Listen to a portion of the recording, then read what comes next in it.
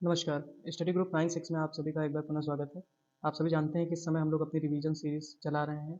Revision series में आपने हिंदी और ईवीएस की वीडियोज़ लगातार चैनल पे प्राप्त की हैं। उसके आगे आज हम लोग गणित का पहला पेपर लेके आए हैं। इसमें भी आपको गणित आपके परीक्षा जो है समाप्ति से पहले परीक्षा पे प्रारंभ होने से पहले आपको सारे ही गणित के पेपर मिल जाएँगे। तो आप इसकी बिल्कुल चिंता मत कीजिए कि रिवीजन आपका हो पाएगा या नहीं, हम बिल्कुल कंप्लीट करा देंगे। चलिए चलते हैं पहले प्रश्न की ओर, समय नष्ट ना करते हुए। गणित का पेपर है, समय हो सकता है थोड़ा-सा ज़्यादा लगे, इसलिए वीडियो के साथ बने रहिएगा। देखिए पहला प्रश्न कह रहा है, एक पासे में विपरीत फलकों की संख्या का योग 7 है।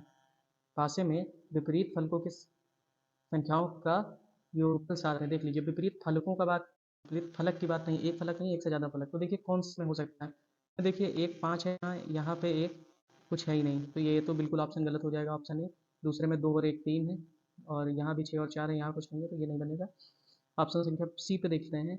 सी 3 और 4 7 बन रहा है, लेकिन यहाँ 5 और 6 11 बन रहा है, ये भी बिल्कुल गलत है। ऑप्शन संख्या डी में देखते हैं, 6 और इधर खाली है, कोई बन नहीं रहा है, और यहाँ पे 1 और 2 के माध्यम से 3 बन रहे हैं। इसलिए ऑप्शन जब हम देखेंगे ऑप्शन बी, तो option b is the right answer for this question. क्यों? अब आप देखिए ध्यान से, कह रहा है विपरीत फलकों की संख्या। तो एक फलक ये है 3 हो गया, और इसका आएगा ये 3 और 4 7 हो गया। दूसरा तरफ से एक फलक ये आएगा 5 है, और एक तरफ ये आएगा 5 और 2 7 हो जाएंगे। ठीक है, बढ़ते हैं प्रश्न संख्या नेक्स्ट की ओर। प्रश्न संख्या नेक्स्ट हमारा कह रहा है कि गणित में युक्ति के रूप में सवाल हल करना में शामिल है। बताइए गणित में युक्ति के रूप में सवाल हल करना किसमें शामिल है? अनुमान लगाना, व्यापक अभ्यास करना, हल पर पहुंचने के लिए संकेतों का प्रयोग, या फिर क्रियाकलाप आधारित उपागम।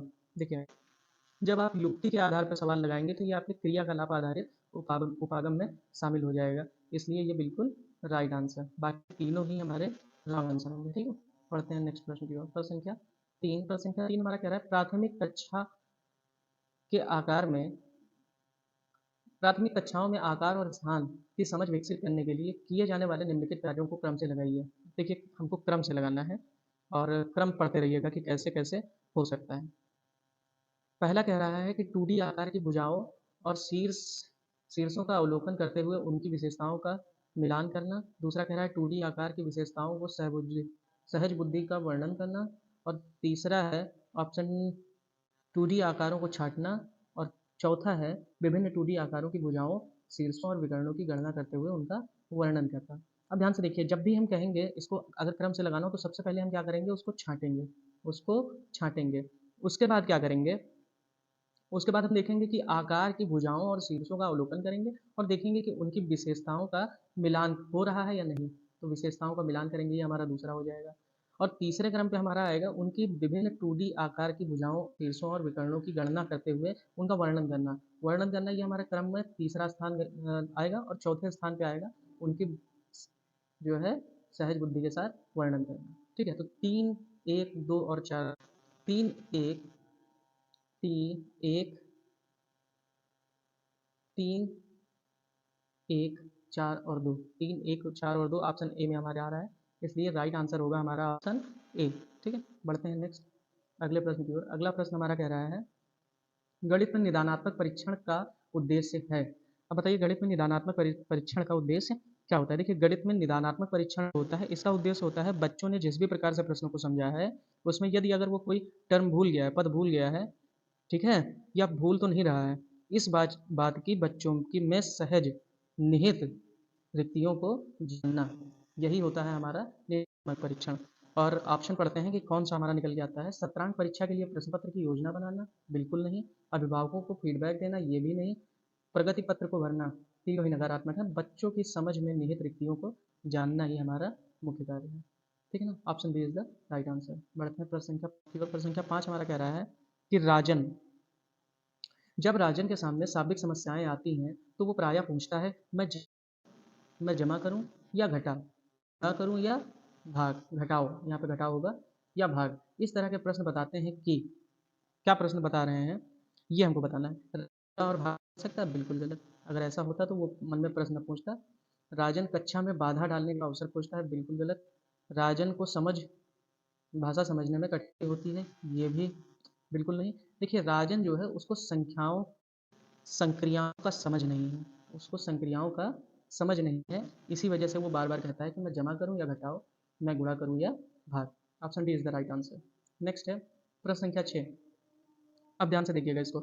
ये कह रहा है कि एक विकर्णों की लंबाई 8 सेंटीमीटर और 6 सेंटीमीटर है, इसका परिमाप बताइए। अब देखिए समचतुर्भुज हमारा होता है जिसमें आमने सामने की भुजाएं समानांतर होती हैं और इनके विकर्णों का योग जो ये बता रहे हैं, पहले की लंबाई बता रहे हैं 8 और दूसरे की लंबाई बता रहे हैं 6 सेंटीमीटर। अब अगर आप इसको सॉल्व करने जाएंगे कि हमको पता है कि अगर इस तरीके से दिया हो तो समचतुर्भुज का परिमाप क्या होता है, वो होता है 1/2 1/2 under root d one square, ठीक है ना, और प्लस डी टू स्क्वायर, दोनों विकर्णों का क्यूब रूट। अब इसको सॉल्व कीजिए उक्त आधार पर। तो जब हम रखेंगे वैल्यू तो देखिए वैल्यू निकल 1/2 अंडर रूट 8 का स्क्वायर और प्लस 6 का स्क्वायर, ठीक है। 8 अठाई 64 और 6 36, कितना हुआ 1/2 और अंडर रूट 100। जब ये बाहर आएगा तो क्या हो जाएगा, ये हमारा निकल के आएगा 1/2 गुणे 10, और जैसे ही इसको सॉल्व करेंगे आप तो निकल के आएगा 10 ढाई 100, 10 निकल के आया, दो दो पंचे 10, दो पंचे 10, ठीक है। एक भुजा की जो लंबाई निकल के आई वो हमारी क्या निकल के आई 5, ठीक है ना, पहली भुजा निकल के आई 5, ठीक है। तो इसी तरीके से समचतुर्भुज में चूंकि चारों भुजाएं बराबर होंगी इसलिए भुजा गुणे 4 इसका होगा परिमाप, भुजा गुणे 4, तो 5 गुणे 4 बराबर 20 centimetre. 20 centimetre, option c is the right answer. समय लगेगा देखिए मैथ में कैलकुलेशन, अगर आप अच्छे से करते हुए चलेंगे तो चीज़ें क्लियर रहेंगी। इसको थोड़ा सा शॉर्ट में भी बताया जा सकता था लेकिन फिर फार्मूले आपसे छूट जाते हैं। फार्मूले बिल्कुल याद रखिए, कभी कभी शॉर्ट फॉर्म काम नहीं आता है। क्षेत्र की अवधारणा से परिचित कराने के लिए एक शिक्षक शुरुआत कर सकता है, किस चीज़ से शुरुआत कर सकता है। ऑप्शन ए हमारा कह रहा है भिन्न आकार की आकृतियों का क्षेत्रफल ज्ञात करने के लिए सूत्र को स्पष्ट करते हुए। नहीं, सूत्रों को स्पष्ट करने से आप क्षेत्रफल की अवधारणा से परिचित बच्चे को नहीं करा पाएंगे। हथेती, पत्ते, पेंसिल, नोटबुक आदि वस्तुओं की सहायता से किसी आकृति के क्षेत्रफल की तुलना करना इज द राइट आंसर। जैसे ही आपने बच्चे को बताया, बच्चे के सामने आपने फिजिकल रूप से उसको दिखाया, ठीक है ना, फिजिकली उसका अवलोकन कराएंगे, ठीक है, तो वो बच्चा तुरंत ही समझ जाएगा कि क्षेत्रफल एक्चुअली होता क्या है। बढ़ते हैं प्रश्न संख्या 8 की ओर। प्रश्न संख्या 8 हमारा कह रहा है एनसीएफ 2005 मानता है कि गणित सोचने व तर्क का एक निश्चित तरीका निहित है। नीचे दिए गए कथनों में वो कथन चुनिए जो उपयुक्त सिद्धांत का पालन नहीं करते। देखिए ऑप्शन ए कह रहा है आंकिक प्रश्नों को हल करने के लिए विद्यार्थियों को निर्धारित सूत्र बताना। ऑप्शन बी कह रहा है पाठ्य पुस्तकों में प्रस्तुत सामग्रियों के लिखने का तरीका, ये बिल्कुल सही है। और ऑप्शन सी कह रहा है कक्षा के लिए चुने गए क्रियाकलापों एवं अभ्यास, बिल्कुल सही। उसे पढ़ाने की विधि, ये भी बिल्कुल सही। पर सबसे उपयुक्त आंसर इसका निकल के आता है जो कि नकारात्मक हमें ढूंढना था प्रश्न में, वो है ऑप्शन ए। देखिए पहले ही कह रखा था कि कौन सा पालन नहीं करता, ठीक है। पढ़ते हैं नेक्स्ट प्रश्न की। प्रश्न संख्या 9। प्रश्न संख्या 9 हमारा कह रहा है एक शिक्षक कक्षा का आयत पर 1/8 निरूपित करने के लिए कहता है निम्नलिखित में से कौन सा निरूपण गलत है। देखिए कक्षा कक्ष में कह रहा है 1/8 निरूपित कीजिए, तो जब भी ऐसा आए तो इसका मतलब होता है जो ऊपर हमारा हल जो होता है, ठीक है ना, न्यूमरेटर, और नीचे हमारा क्या होता है डिनोमिनेटर, ठीक है। अब इसमें जो ऊपर होता है ये होती है कंप्लीट वैल्यू, क्या होती है कंप्लीट वैल्यू, और नीचे जो होती है वो होता है पोर्शन, ठीक है ना, ये क्या होता है पोर्शन, ठीक। कि टोटल 1 है जो हमको खोजना है 8 में से, कितने में से 8 में से। अब देखिए इसमें से कौन सा, ऑप्शन ए में देखिए यहाँ पे 2 2 4 2 6 और एक 7 और एक 8, दोनों 8 है, 8 में से एक कलर है, इसलिए ये बिल्कुल सही होगा। अगला देखते हैं इसमें देखिए 4 4 8 में से एक है, ये भी बिल्कुल सही होगा। अगला देखिए इसमें 2 2 4 और 2 6 2 8, 8 में से एक कलर है, ये भी बिल्कुल सही होगा। इसमें देखिए 4 4 और 4 8, 8 में से एक, 1 2 3 4, 1 2 3 4। ध्यान से देखिए इसमें जब हम बात करेंगे ऑप्शन सी की, तो ऑप्शन सी में हमारे कह रहा है, ऑप्शन सी हमारा प्रदर्शित कर रहा है, इसमें देखिए एक त्रुटि है इमेज बनाने में, इस वजह से ये मिस्टेक हुआ है। ऑप्शन डी हमारा जो है यहाँ पे इसमें एक ये ज़्यादा लगा हुआ है, इसी वजह से मिस्टेक हो रहा है। ये ओके, ऑप्शन डी में हमारे ये टोटल रहेंगे 7 कलर, ठीक है ना, और 7 में से एक कलर है, तो option D is the right answer. Printing mistakes कभी कभी हो जाती हैं, टाइपिंग एरर्स। बढ़ते हैं प्रश्न संख्या 10 की ओर। प्रश्न संख्या 10 कह रहा है 4 40 79 28 को पढ़ा जाएगा। ठीक है ना। अब देखिए अंकों में मैं इसलिए बता रहा हूँ जिससे आपको समझ में आए कि वास्तविकता में प्रश्न कहना क्या चाह रहा है।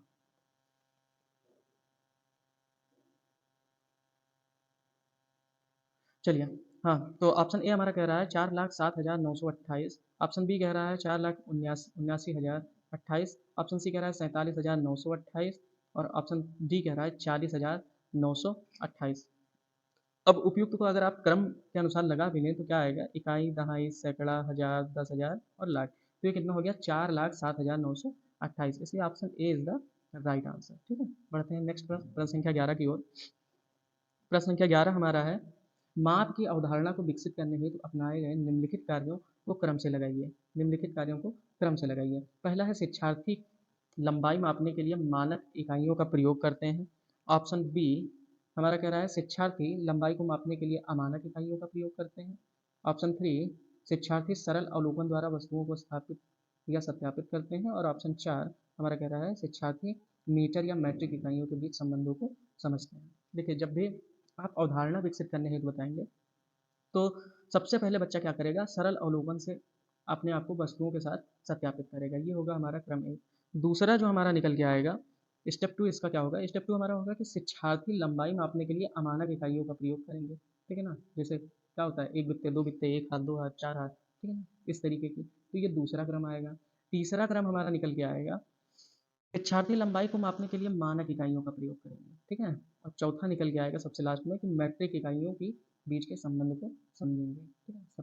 तो अगर आप इसको देखिए तो क्या आ रहा है, इसमें आएगा हमारा तीन, दो, एक और चार। तीन, दो, एक और चार। Option D is the right answer. Okay, so चलिए बढ़ते हैं अगले प्रश्न की ओर। प्रश्न संख्या 12। प्रश्न संख्या 12 हमारा कह रहा है, यदि एक ऑपरेटर को निम्नलिखित रूप से परिभाषित किया जाए। ठीक है ना, अब एक देखिए डायग्राम दे रखा है। अब इस सिंबल से देखिए क्या कह रहा है कि four symbol three is equal to four five plus six, five symbol three is equal to five six seven eight, और six symbol four is equal to six seven plus eight plus nine. ठीक है, अब देखिए उपयुक्त के लिए answer क्या निकल के आएगा। देखिए इसमें कह रहा है तो एन सिंबल एट का मान क्या होगा, एन सिंबल एट का मान क्या होगा। अब ध्यान से देखिए, अगर मैं बात करूं एन सिंबल एट, तो इसका मतलब उपयुक्त तर्क के हिसाब से क्या निकल के आ रहा है, इसमें आ रहा है कि देखिए सब में ऐड होते जा रहे हैं। चार सिंबल तीन, इसका मतलब चार में अगले तीन अंक जोड़े गए हैं, चार में अगले तीन अंक जोड़े गए हैं, चार, पाँच और छः। पाँच सिंबल तीन, इसमें देखिए पाँच में अगले तीन शब्द जोड़े गए, पाँच के बाद छः, सात, आठ। और छः सिंबल चार में छः के बाद अगले चार अंक जोड़े गए, छः, सात, आठ और नौ। ठीक है ना, समझ में आ रहा है कि नहीं, बिल्कुल कंफ्यूजिंग सा लग रहा है। देखिए इसमें दिख रहा है कि पाँच, छः, सात, आठ कहाँ से आ गया है ना। अभी देखिए सब समझ में आ जाएगा। अब कह रहा है एन सिंबल एट का मान क्या होगा। तो देखिए जब एन सिंबल एट की बात कर रहा है तो उतनी ही क्रमागत संख्याएं हमको लिखनी पड़ेगी एट तक। तो देखिए पहला संख्या जो हमारा निकल के आएगा, इसमें क्या निकल के आएगा, पहला होगा एन। ठीक है ना, वो संख्या, उसके बाद अगली संख्या n plus one, n plus one, अगली संख्या n plus plus n plus two. ठीक है ना, एन प्लस टू, फिर n plus three, n plus three, सभी में ऐड होता जाएगा।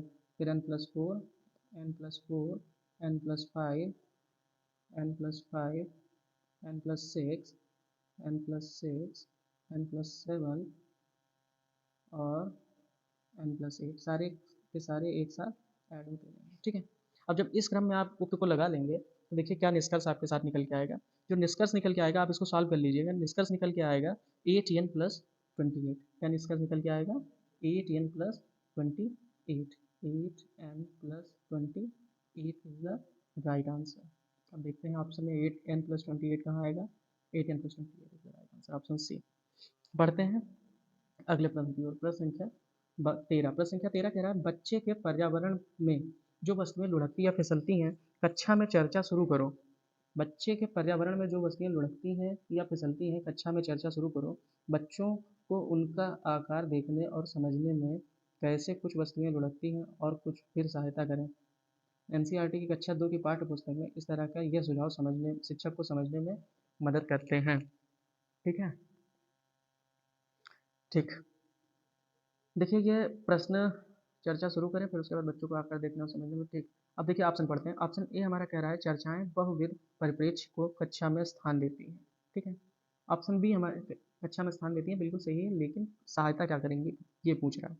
ऑप्शन बी हमारा कह रहा है चर्चा करना गणित की कक्षा के लिए सर्वश्रेष्ठ युक्ति है, बिल्कुल नहीं।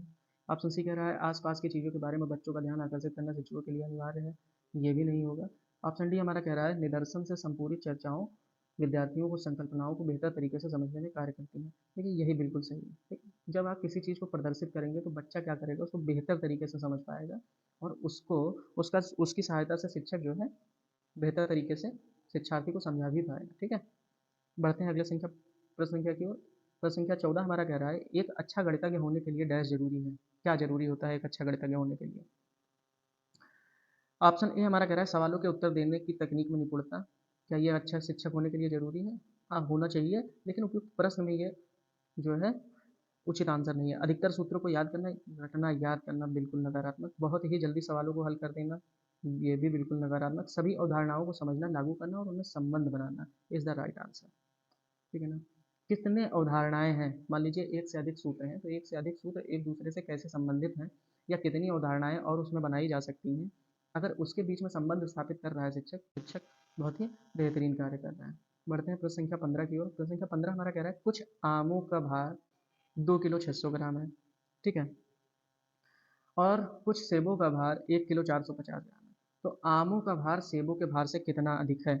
अब ध्यान से देखिए, आम का भार हमको पता है, आम का भार हमको पता है, आम को हम एम ले लेते हैं, आम का भार हमको पता है कितना हो गया, 2 किलो 600 ग्राम को हम लोग 2600 ग्राम भी लिख सकते हैं, 2600 ग्राम भी लिख सकते हैं, ठीक है। सेब का भार कितना हुआ, तो सेब को हम लोग एप्पल ए से डिनोट कर लेते हैं, तो ये 1 किलो 450 ग्राम, इसका मतलब 1450 ग्राम हो गया, ठीक है। अब ध्यान से देखिए, तो अंतर दोनों के बीच में कितना आ रहा है, दोनों के बीच में डिफरेंस कितना आ रहा है, डिफरेंस हमारा आ रहा है 1150 ग्राम। कितना आ रहा है, 1150 ग्राम का, ठीक है। ये हमारा डिफरेंस आ रहा है, डिफरेंस डिफरेंस को हम लोग डी से डिनोट कर रहे हैं। अब देखिए ध्यान से, 1 किलोग्राम जो होता है वो किसके बराबर होता है, 1 kg। 1 किलोग्राम किसके बराबर होगा, वो होगा 1000 ग्राम के। और डिफरेंस हमारा कितना आ रहा था, 1150 का डिफरेंस कितना आ रहा था, 1150 ग्राम, ठीक है। इसका मतलब 1150 ग्राम हमारा किसको निर्धारित करेगा, एक किलो 1 किलो 150 ग्राम, ठीक है। 1 kilo 150 gram is the right answer, option c is the right answer. बढ़ते हैं नेक्स्ट प्रश्न की ओर। प्रश्न संख्या 16। प्रश्न संख्या 16 हमारा कह रहा है एनसीईआरटी की कक्षा 4 की गणित की पाठ्य पुस्तक के पाठी में इस तरह के शीर्षक हैं, कबाड़ी वाली, भोपाल की सैर, दुनिया कुछ ऐसी दिखती है, यह परिवर्तन किया गया है, क्यों किया गया है, ठीक है। ऑप्शन ए कबाड़ बेचने और यात्रा करने के बारे में जानने के लिए। ऑप्शन बी पाठों में गणितीय विषय वस्तु का अनुमान लगाने हेतु विद्यार्थियों को चुनौती देने के लिए। ऑप्शन सी उन्हें अलग सा समझाने के लिए। ऑप्शन डी दैनिक से जीवन से जोड़ते हुए उन्हें रोचक बनाने के लिए। देखिए जब भी हम इस तरीके की बात करेंगे तो क्या कर रहे हैं कि बच्चे को बता रहे हैं कबाड़ी वाली, ठीक है ना, भोपाल की सैर, दुनिया कुछ ऐसी दिखती है। तो ये हम क्या कर रहे हैं, बच्चे को दैनिक जीवन से जोड़ रहे हैं, किससे जोड़ रहे हैं, दैनिक जीवन से। और दैनिक जीवन से जोड़कर हम बच्चे को अगर समझाएंगे तो बच्चों के लिए वो रोचक होगा और बच्चे रुचिकर पढ़ाई करने के लिए आतुर भी होते हैं। अगर बच्चों का मन नहीं लगेगा तो वो बिल्कुल ही पढ़ाई नहीं करेंगे और ना ही उनको आप समझा पाएंगे। इसलिए बच्चों के हेतु हम लोग क्या करते हैं, शिक्षा को रुचिकर बनाने का प्रयास करते हैं। बढ़ते हैं प्रश्न संख्या 17 की ओर। प्रश्न संख्या 17 कह रहा है इन दिनों दाम बढ़ने शुरू हुए हैं, इन दिनों दाम बढ़ने शुरू हुए हैं, ध्यान से देखिए, इन दिनों दाम जो है वो बढ़ने शुरू हुए हैं। निम्नलिखित में से कौन सा ग्राफ स्थिति का निरूपण करता है? तो देखिए दाम बढ़ने शुरू हुए हैं, अगर इस स्थिति को देखिए तो देखिए हमारा कीमत और समय, ये तो कीमत और समय की बात कह रहा है, तो इसमें देखिए कीमत बढ़ती जा रही है जब समय बढ़ता जा रहा है, ये बिल्कुल ही अनुपयुक्त होगा। इसमें कीमत और समय में एक वलय बन रहा है, यानी एक बार बढ़ रहा है फिर समय के साथ साथ घट भी रहा है, तो ये भी नहीं होगा। इसमें देखिए कीमत जो है जैसे जैसे समय ज़्यादा होता जाएगा वैसे वैसे क्या होगा, कीमत कम होती जाएगी। इस समय ज़्यादा है और बाद में कम होता जाएगा, तो ये भी रॉन्ग आंसर होगा। कह रहा है इन दिनों कीमत बढ़ती जा रही है, बढ़ने की ओर देखिए समय के परिप्रेक्ष्य में, समय और कीमत के परिप्रेक्ष्य में जब देखेंगे तो बढ़ता हुआ यही हमको प्रदर्शित करता है, इसलिए option D is the right answer for above question. बढ़ते हैं प्रश्न संख्या 18 की ओर। प्रश्न संख्या 18 हमारा कह रहा है भिन्नों की तुलना पढ़ाते समय अंश समान है, जैसे 3/5, 3/7 रोहित की प्रतिक्रिया थी। चूंकि अंश समान है, 7 5 से बड़ा है, अतः 3/7 3/5 से बड़ा है। यह क्या बता रहा है, ये क्या बता रहा है? रोहित ने अच्छी तरह अभ्यास नहीं किया, बिल्कुल नहीं। रोहित को भिन्नों के परिमाण की समझ नहीं है, ये भी बिल्कुल गलत। अगर ऐसा होता तो वो बिल्कुल अंश और हर को अच्छे से व्यक्त नहीं कर पाता। रोहित अंश और हर की अवधारणा नहीं जानता, ये भी बिल्कुल गलत, ये उसको पता है। रोहित तुल्य भिन्नों की अवधारणा नहीं जानता। देखिए रोहित जब तुलनात्मक बात हो रही है, तुलना करने की बात हो रही है दो चीज़ों की, तो रोहित तुलना नहीं कर पा रहा है, ठीक है ना। इसलिए option D is the right answer. प्रश्न संख्या 19 कह रहा है भिन्नों की अवधारणा से परिचित करने के लिए शिक्षक डैश से शुरुआत कर सकता है। शिक्षक किससे शुरुआत कर सकता है? उनके आसपास की वस्तुओं में भिन्न भागों की पहचान करना। ये अभी तक का उचित आंसर दिख रहा है। ऑप्शन बी, विभिन्न भिन्नों में अंश और हर की पहचान करना। देखिए जब आप कह रहे हैं कि शिक्षक शुरुआत कहाँ से करें, तो अंश और हर की पहचान तो बात ही अलग है। संख्या रेखा पर भिन्न का पता लगाना, ये भी बिल्कुल गलत। ए अपॉन बी के रूप में लिखना जिसमें b is not equal to zero, ये भी गलत। तो जब हम शुरुआत करेंगे तो क्या करेंगे, बच्चों के आसपास की वस्तुओं, जैसे हम बताते हैं ना कि एक सेब को काट कर 4 हिस्सों में बांट लो, तो एक को जो है 1/4 हिस्सा मिलेगा। इस तरीके की चीज़ों से हम उसको आस-पास जोड़ते हैं, ठीक है। प्रश्न संख्या 20 कह रहा है माचिस की तीलियों से बने निम्नलिखित पैटर्न की जांच कीजिए। अब देखिए पहला पैटर्न में हमारा क्या है, चरण 1 में देखिए क्या हो रहा है, चरण 2 में देखिए क्या हो रहा है, चरण 3 में क्या हो रहा है। अब ध्यान से देखिए पहला कंप्लीट है, पहला कंप्लीट था, तो अगले चरण में क्या कर रहे हैं, कुछ ऐड कर रहे हैं। अगले तीसरे चरण में कुछ और ऐड तीली हो रही है। अब देखिए तीली ऐड कितनी हो रही है, कितनी जुड़ रही है। एक आपका ट्राइंगल पूरा कंप्लीट हो रहा था 1 2 3 4 5 और 6 से, ठीक है। फिर उसके बाद क्या हुआ, 6 में हमने क्या किया, 6 तो ये कंप्लीट थी, उसके साथ हमने 1 2 3 और 4 और जोड़ी, तो 10 हो गए। दूसरे चरण में कितने आए, 10 तीलियाँ। तीसरे चरण में कितने आए, 6 यहाँ पूरे थे, 1 2 3 4 और 1 2 3 4, 4 4 यहाँ और जोड़े तो कितने हो गए, 8। तीसरे चरण में कितने हो गए, 18। तो इसी तरीके से यानी कि प्रत्येक चरण में देखिए 4 4 बढ़ रहे हैं। तो इस तरीके से 15वें चरण तक आते आते कितनी हो जाएंगी, तो देखिए पहले चरण में हमारी कितनी थी, 6। पहले चरण में कितनी थी, 6। तो बाकी के 14 चरण में क्या होगा, 14 गुणे 4, 14 गुणे 4। बाकी के 14 में होंगे 14 गुणे 4, तो 14 चौका 56, और 56 और 6 मिला के कितना हो जाएगा, 62, 62। यानी 15वें चरण में कितनी तीलियाँ होंगी, 62 is the right answer. Option A is the right answer. बढ़ते हैं प्रश्न संख्या नेक्स्ट की ओर। प्रश्न संख्या 21 कह रहा है एक आयत की लंबाई एल, प्रश्न देखिए मिस्टेक है, एक आयत की लंबाई एल है, ठीक है, और इसकी चौड़ाई लंबाई की आधी है, और इसकी चौड़ाई लंबाई की आधी है, तो चौड़ाई कितनी हो जाएगी, लंबाई की आधी यानी l/2 हो जाएगी, ठीक है। इस आयत का परिमाप क्या होगा, यदि उसकी लंबाई को दुगनी कर दी जाए और उसकी चौड़ाई को समान रखा जाए। अब कह रहा है कि अगर उस आयत का परिणाम क्या होगा, अगर उसकी लंबाई को दुगनी कर दिया जाए और चौड़ाई को आधा कर दिया जाए, ठीक है, नहीं चौड़ाई को समान रखा जाए। तो देखिए आयत की लंबाई हमको क्या कह रहा है, आयत की लंबाई दे रखी है, आयत की लंबाई दे रखी है एल, और आयत की चौड़ाई बेथ हमारा दे रखा है l/2, जैसे कि हमने पहले निकाल के ऊपर बता दिया आपको। तो देखिए परिमाप क्या होता है आयत की, परिमाप होता है 2 ब्रैकेट में l प्लस बी, यही तो हम लिखते हैं। तो 2 और l की जगह पे l आ जाएगा और b की जगह पे आ जाएगा l/2।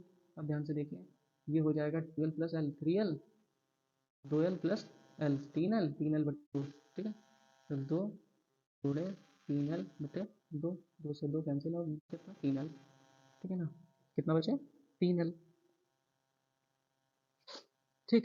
अब वो कह रहा था अगर लंबाई को डबल कर दिया जाए, ये तो हमने निकाला इस तरीके से, अगर लंबाई को डबल कर दिया जाए, तो जब हम लंबाई को डबल कर देंगे तो क्या निकल के आएगा, यहाँ पे हम 2 एक और पुट कर देंगे, और जैसे ही 2 पुट करेंगे तो इसकी वैल्यू में देखना आप अंतर आ जाएगा, ठीक है ना। किस प्रकार का अंतर आएगा कि 2 2 4 प्लस 1 5l, क्या हो जाएगा 5l, तो क्या हो जाएगा 2 multiplied by 5l divided by 2, 2 से 2 cancel out, 5l is the right answer, 5l, option c is the right answer. बढ़ते हैं प्रश्न संख्या 52 की ओर। प्रश्न संख्या 52 हमारा क्या कह रहा है, षडभुज पिरामिड के बारे में कौन सा कथन सत्य है। इसके 6 षडभुजाकार फलक होते हैं, 6 आकार फलकों से जुड़े हुए होते हैं, बिल्कुल गलत। ऑप्शन कह रहा है इसके 6 फलक होते हैं और प्रत्येक फलक षडभुज होता है, बिल्कुल गलत। एक बिंदु पर मिलते हैं और 6 त्रिभुजाकार फलक के साथ इसका निर्माण होता है, बिल्कुल सही आंसर, ठीक है ना। ये क्या करते हैं, एक बिंदु पर मिलते हैं और 6 त्रिभुजाकार फलक के साथ इनका निर्माण होता है। देखिए ध्यान से इस तरीके से हमारा एक त्रिभुज बनता है, एक त्रिभुज इस तरीके से, और इसी तरीके से 6 अलग अलग, एक इस डायरेक्शन से बनेंगे, एक उसके बगल में, एक उसके बगल में, एक उसके बगल में, एक उसके बगल में, पीछे, ठीक है। 6 अलग अलग भुजाओं से मिलकर बनकर तैयार होंगे, option c is the right answer. हिंदू अरबी संख्यांकन पद्धति में 4 अंक वाली कितनी संख्याएं हैं बताइए। हिंदू अरबी संख्यांकन पद्धति में 4 अंक वाली कुल मिला के कितनी संख्याएं हैं? तो देखिए इसके लिए 9000 यानी 9000 इज द राइट आंसर। 9000 नहीं, 9000 is the right answer. Option is the right answer. प्रश्न संख्या 24 देखिए। प्रश्न संख्या 24 कह रहा है, दो आपको देखिए फिगर दे रखा है। कह रहा है एक इकाई का 3/4 है। एक इकाई का 3/4 है। तो एक सही 1/2 क्या होगा? ठीक है ना, एक सही 1/2 क्या होगा? अब ध्यान से देखिए, एक इकाई का 3/4 है, तो मान लिया, हम मान लेते हैं इकाई क्या है? इकाई इकाई हमारा क्या है? एक्स है। ठीक है ना, तो एक्स क्या है? एक्स की वैल्यू हमको पता है, एक्स का 3/4, एक्स का 3/4 क्या है? 2 है। ठीक है ना, क्या है? 2 है। ये देखिए, दो चित्रों को हम जब यूज करेंगे, दो अलग अलग चित्रों को यूज करेंगे तो किसके बराबर है? 2 के बराबर आएगा। ठीक है, अब हम इसमें मान निकालेंगे। तो देखिए, मान निकालेंगे तो ये क्या होगा? ये हो जाएगा 3x/4 बराबर 2। इसका मतलब आया कि 3x बराबर 8 और x बराबर 8/3। ठीक है, x बराबर 8/3। अब जब x बराबर 8/3 आया तो x ये किसके लिए मान आया है? ये मान आया है एक सही 1/2 का। अब हम निकाल के देख लेते हैं x की वैल्यू आगे। तो इसी तरीके से इसको कट करना पड़ेगा। अभी 8/3 आया था, x की वैल्यू वो याद रखेगा। x बराबर 8/3 हमारा आया था। ठीक है ना, तो अब x का एक सही 1/2 इज इक्वल टू 8/3 होगा। ठीक है, अब निकालेंगे तो x मल्टीप्लाइड बाई 2 और 1 3, 3/2 बराबर 8/3। ठीक है, इसका मतलब हुआ कि x बराबर 8/3 गुणे 2/3। ये इधर जाएगा उधर तो बदल जाएगा। ठीक है, तो इसका मतलब हो गया 16/9। x की वैल्यू क्या आएगी? 16/9। ठीक है, अब देखिए 16/9 जब आया तो उपयुक्त के लिए आंसर क्या निकल के आएगा? 16/9 नहीं, 3/2 है, 8×16 x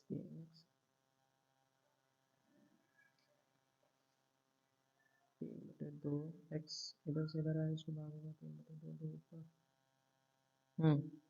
तो मान निकल के आएगा 16/2 नहीं है। एक्स को इधर से इधर ट्रांसपोज कीजिए, इसको इधर से कीजिए तो ये 2 2 2 चौका 8 निकल जाएगा।